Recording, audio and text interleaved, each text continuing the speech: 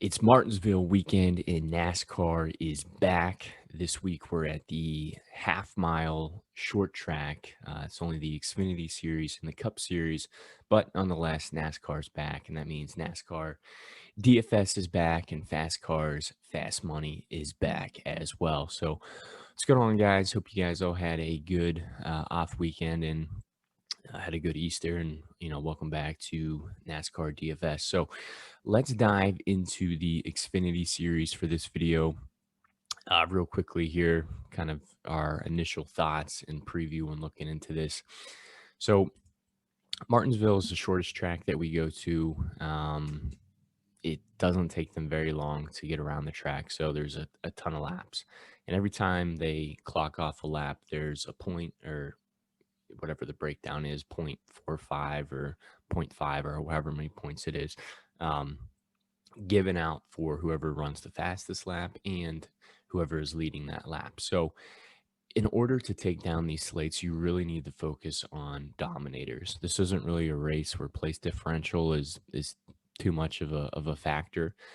Usually we see one driver score easily over 100 points at this race, and you need that guy in your lineup. So I and myself and the other people here at Fast Cars, Fast Money, what we're doing is we're just stacking as many of these potential lap leaders as possible, knowing that if we can nail the guy that's going to lead a bulk of the race and rack up a bulk of the points, that if we miss out on maybe like a punt play by 5 points or whatever it is, it's really not going to matter too much because we're going to have that dominator in our lineup. So focus more on dominators. Don't really overpay for place differential. Place differential is still important, but I think dominators are just so much more of value this week specifically. And Martinsville is a very technical track, so usually you kind of see actually like some of the road course guys do pretty well at the technical tracks. Like, for example, over in the Cup Series, like Chase Elliott, Martin Truex Jr. are always really good at Martinsville, and they're always really good at the road courses too. So when you're looking at the Xfinity series, I'd focus more on some of the shorter tracks that they've been to this year, and maybe even the road courses that they've ran. But really, we're just gonna we'll dive into the drivers of who we like real quick here. So looking at this top range, AJ Allmendinger, Austin Cindric, Noah Gragson, you can't really go wrong with either of these guys. I would highly advise playing lines with all of them in it. I wouldn't go crazy overweight on just one of these guys. I feel pretty strongly about all of them. AJ Allmendinger, he, besides the road courses, I would say Martinsville is basically one of his best tracks. And of course, DraftKings must think so as well, because he is the most expensive driver. That is a pretty tough price to pay, but I could definitely see him getting out front and leading a bulk of this race. And he should be a contender on Friday night. So I love AJ Allmendinger. Same with Austin Cindric. Like, Cindric and Gragson are basically the two best drivers in this series. They're going to be a threat to win. They're going to be in contention every week. Doesn't matter what race that we go to.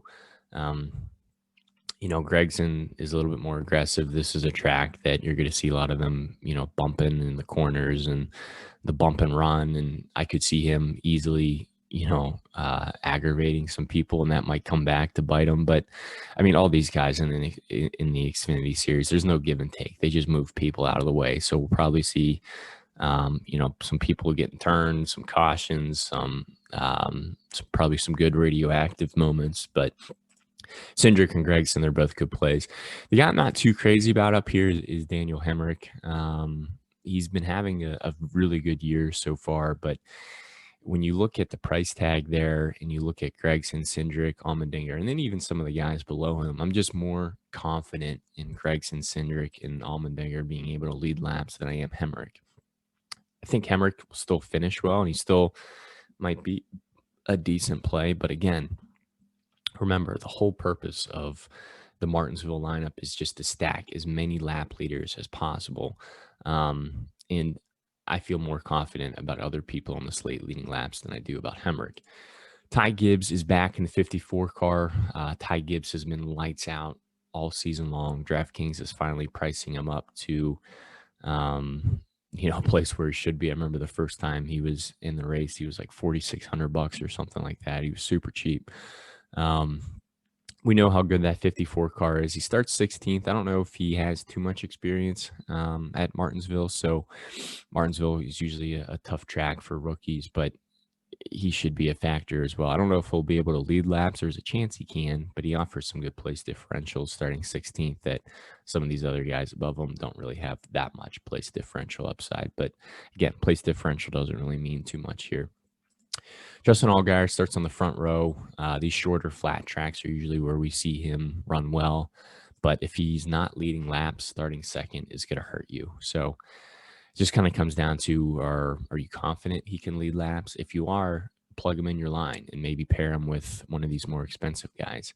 But I actually think there's some good value lower on the slate that might give you some salary relief. Brandon Jones, it's tough to envision Jones getting many dominator points. He's still in a good car, and he should be moving forward all race.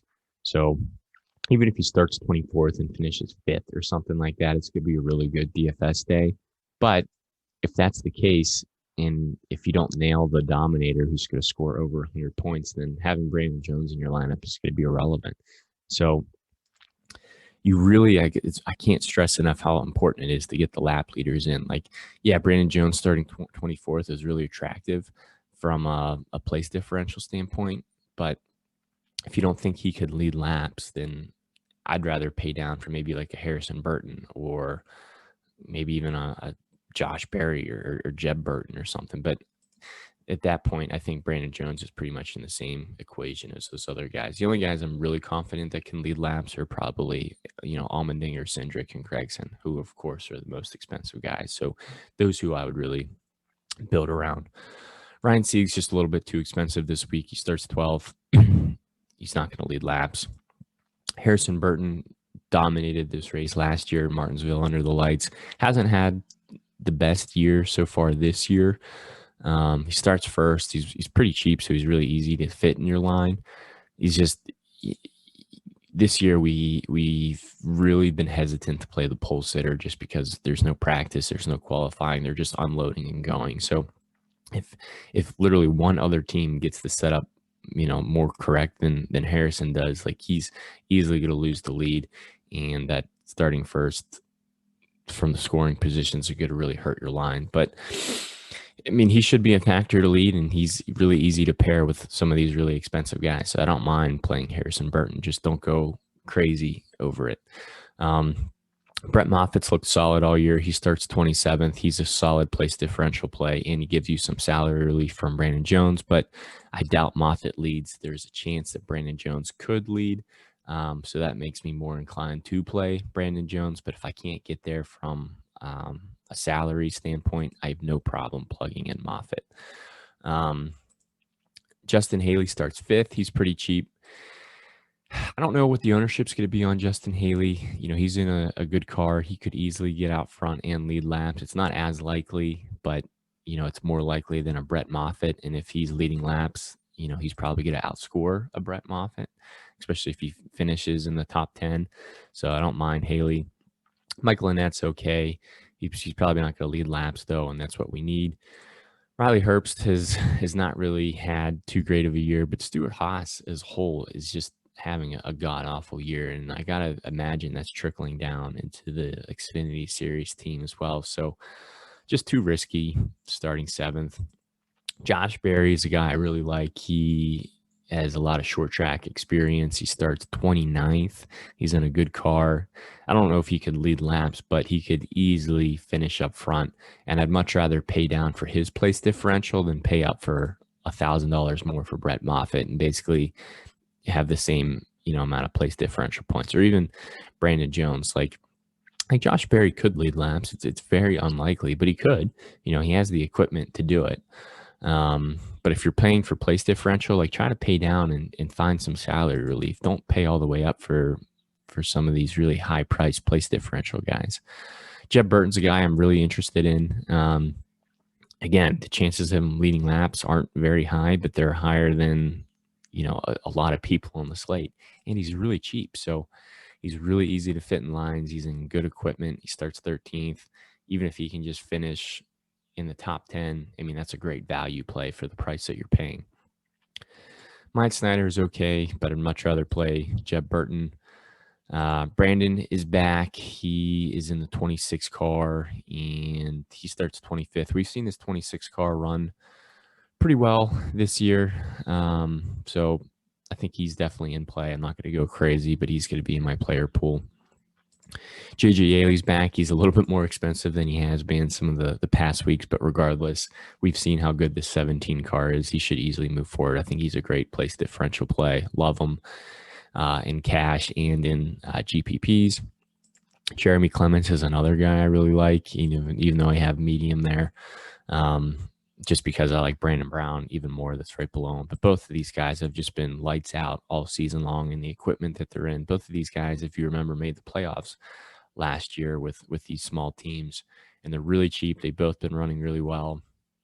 And when you're starting to get down into this price range, I really want to focus more on the equipment and the finishing potential instead of, kind of where they're starting. So people seeing Jeremy Clements starting 11th might not play him, so he might be lower owned.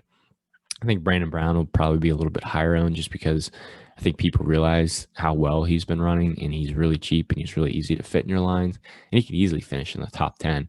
And that's going to be solid, especially if you compare him with, a few dominators in your line. Alex LeBay has been pretty disappointing this season. He's a good road course guy, so maybe that carries over to this Martinsville race, but I just haven't. I'm focusing more on previous performances, and if we look at Alex LeBay's previous performances this year, they haven't been that good, so I'm not too crazy there. Landon Castle starts a little bit too high. Colby Howard, Tommy Joe, Jeffrey Earnhardt, and Ryan Vargas they're all okay. I don't absolutely hate these guys, but I'm not going to be playing maybe more than one or two of these guys in the multiple lines that I'm building. They just don't have enough upside.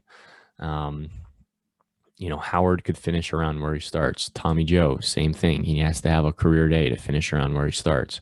Same with Jeffrey Earnhardt. Ryan Vargas, every week we see him starting this deep in the field, and everyone thinks it's a good place differential play, and he never moves forward. So I'm just not too crazy about any of those guys there. Josh Williams starts 15th. He's probably too risky. Once you get under there, you got Gray Golding. George is in the 90 car this week.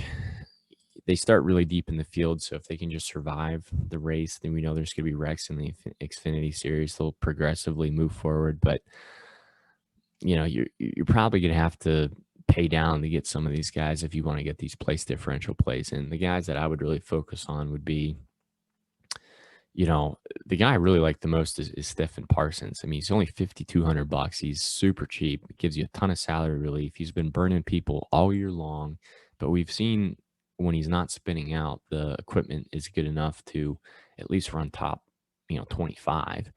And at $5,200, like I'll take that all day long. So he's probably my favorite punt play. Behind him would be Blaine Perkins. He's even cheaper. He's $3,200. We've seen this 23 car run well. Really easy to fit in lines. Don't mind that at all. Not too crazy about Timmy Hill. Not too crazy about Matt Mills. Not too crazy about Bailey Curry. Jade Buford's okay. I might mix and match him into some lines. We've seen some weeks where he's run well. We've seen other weeks where he hasn't run well. Jesse Little, probably not. Matt, Joe, David, I don't mind sprinkling these guys in, but really the two pump plays I'm building around are going to be Stephen Parsons and Blaine Perkins. So that's going to be it for the Xfinity series. We have our Cup Series video out as well. We'll be breaking down all those drivers. But as always, thank you guys so much for tuning into our videos. It really means a lot. If you guys wanted to pull up this spreadsheet for yourselves, just hop over on Twitter. It's at FastCarsFM. You can view the spreadsheet for yourself. You can ask us any lineup questions that you have over there. You can drop any lineup questions in the comments down below. We'll be more than happy to help you guys out, and hopefully, everybody can win some money this week. But yeah, best of luck to everyone on the Xfinity slate, and I'll catch you guys over on the Cup Series video.